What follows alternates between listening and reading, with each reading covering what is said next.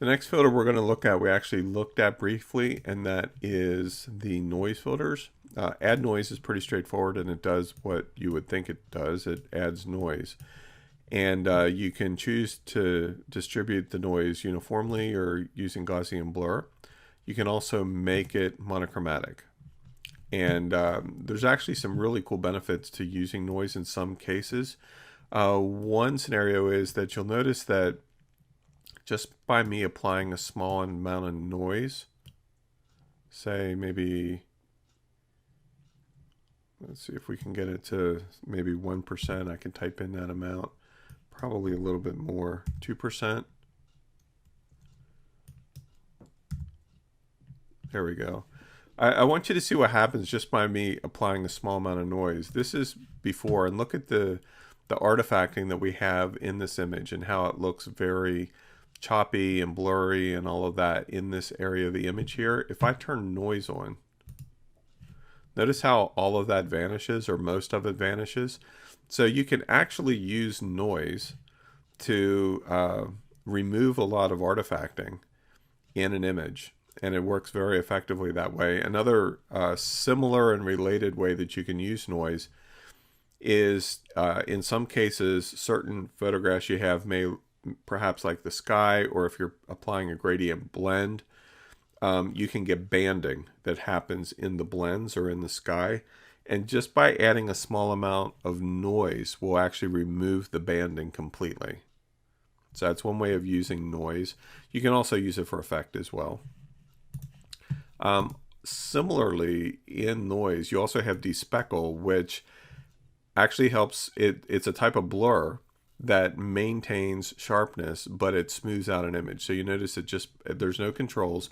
It's just an applied effect, but you notice that the noise that I just added, a lot of that is gone. So you can actually use a two-step process where you apply a small amount of noise and then apply despeckle, and it actually helps clean up images depending on the image. Some work differently than others. The next option that we have under noise is dust and scratches. This is mostly for retouching. It'll go through and analyze an image, and it basically blurs it slightly to remove noise. Median does the same thing, except at a higher level of control, using radius. So you can see where you can really get blurred really fast. It's actually a blur tool, okay? But you can see where, well, you can see just by comparing the previews how it's removing a lot of the blurriness but still maintaining some of the sharpness of the edges. So median is another cool tool that you can use for that. Next we're going to look at render, and render is very stylized. It doesn't affect a photograph per se. It actually generates new images based, or textures really, based on what you choose. Clouds, for instance. If let's say we take,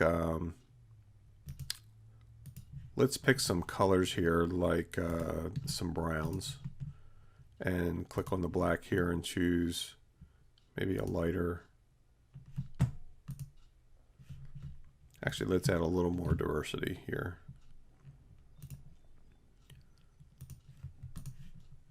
Make this one just a little darker. Okay, so we have our foreground and background color being this tan and this brown. And if I come up to filter, choose render and clouds, it creates clouds. Okay. Now what's cool about this is that you can actually use this as the foundation for creating all kinds of interesting effects, like antique looking paper and those kinds of things. And if you use clouds in conjunction with difference clouds basically inverts the selection. Okay, it turns all the values into negatives, and if you apply it a second time, it switches them back. But something interesting starts to happen as you go back and forth and back and forth. You'll notice that you end up with these little ribbons of color that show up that gives it a little bit more detail. So let me switch back and forth another time. Difference clouds, difference clouds. So now it's even more pronounced. So you can see where these cool effects are starting to happen. And then you can use other filters like the Gaussian blur, for instance, to smooth it out a little bit more. You can go to your filter gallery and apply perhaps dry brush.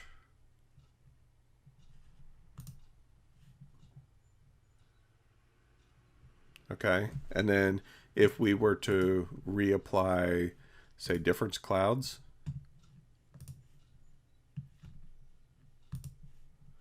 so just by playing back and forth, you can actually create some pretty interesting, random almost effects just by using some of the different filters that are available to you here that you can use for backgrounds, for designs, and all of that. Matter of fact, a lot of the backgrounds that I use, I create using some of the methods that I'm showing you here. Like if we apply a motion blur, for instance, and let me show you an interesting trick with motion blur since we're here.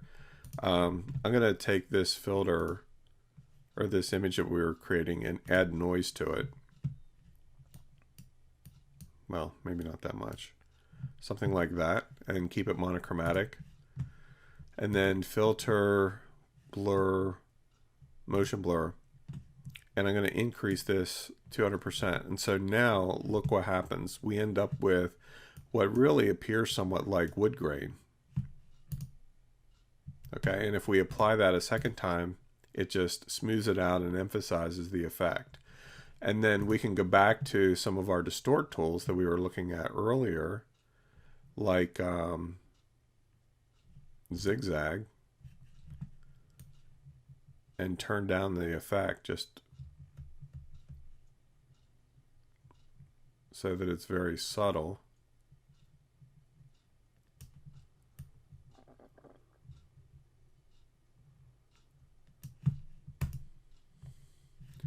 So now you're creating the appearance of wood just by using a couple filters. Okay. So that's kind of fun, isn't it? Actually, let's just make a copy of that so we can continue to experiment. So the next render filter that we're going to look at is fibers. And this basically takes your colors that you have and makes it look like fibers, just like it says that it does. And you can control the strength and all of that. Randomize can give you some interesting effects, but overall, if I hit OK, that's basically what it does. And it's all based on the colors that are in the background. So if you apply fibers, for instance, to the owl, well, actually, it applies it based on your foreground and background colors. So I was incorrect there. But what's really cool is you can also use this with some of the techniques that we just looked at to create, you know, some of your wood shapes. Like, for instance, we could apply a blur, motion blur, change it to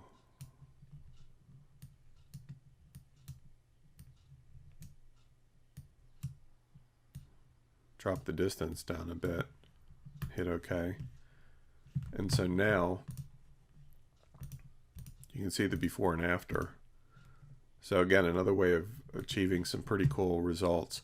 And then also under render, we have lens flare, which is basically that. It adds a lens flare to anything you're doing, just like if you're taking a picture into the sun. And it's very realistic, as you can see.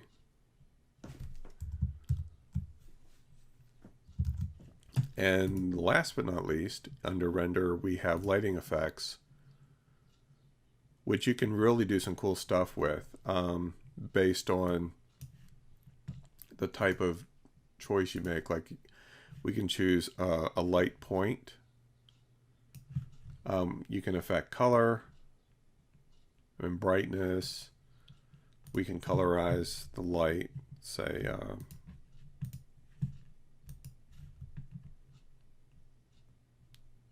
gloss and metallic, just really control how it appears.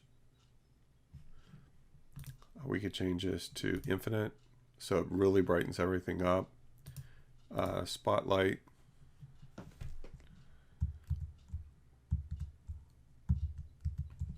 And there's also different kinds of presets that you can add. Like you can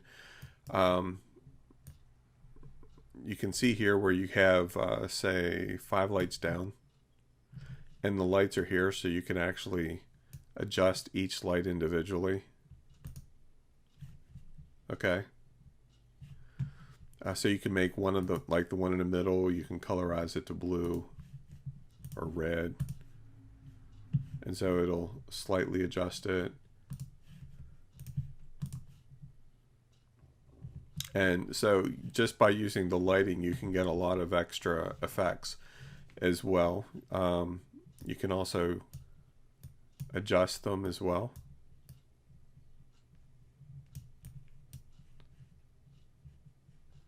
Add new lights if you want, just by clicking here on whatever kind of light that you want. Like if you want to add in a new spotlight, you can just click and it'll enter it here.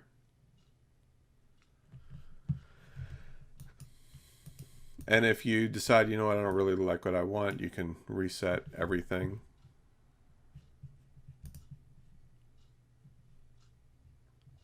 Or change it up here as well. And it goes back to presets.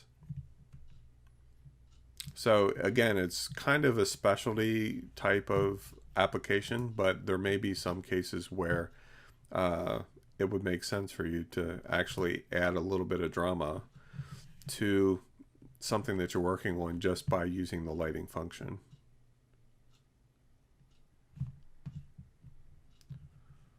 Okie dokie. So I'm going to cancel out of here.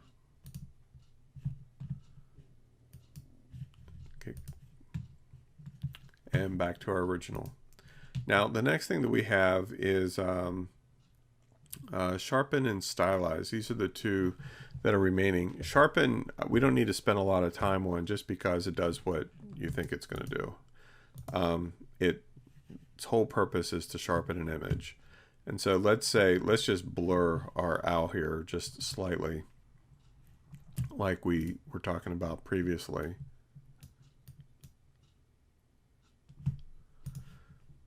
I can use some of the Sharpen filters to snap up the image. And Sharpen More are subtle. They have no controls. I usually use either Smart Sharpen or Unsharp Mask because I have a little bit more control over the end result. So you can see, like, I can choose the amount.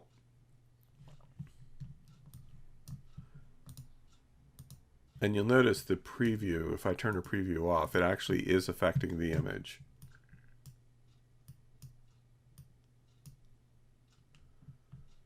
And you can control remove noise as well, which is a very handy feature, especially if you're working with a low resolution image.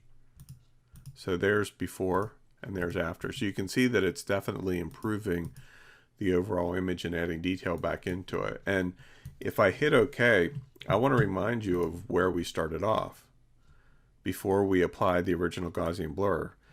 This image here is a lot sharper, but it's also very pixelized. You notice, like, look at the owl's eyes, and you know, even the fur kind of looks funky.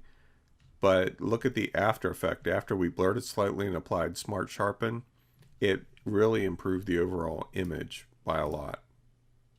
Okay. The other option that we have is Unsharp Mask, and it works very similarly to Smart Sharpening, except it handles it in a different way. So I can increase the amount of sharpness and radius just like before, but it handles it all more on a global fashion rather than preserving edges, which is something that Smart Sharpen does. But still a pretty decent end result that you can get compared to where we were. But I think in many cases, especially if you're using it on photographs, Smart Sharpen is usually your better bet. Okay. And last but not least, let's look real briefly at Stylize. Diffuse, again, it's just a basic filter you can use to achieve a specific effect. Kind of like if you're looking at an object through frosted glass or diffused glass. That's really the effect that it provides. Emboss, extrude. A lot of these are ones that you probably wouldn't use. They're very stylized and specific. But I want to look at wind. Wind is another motion blur kind of effect. And you can control how much it's being applied, like stagger.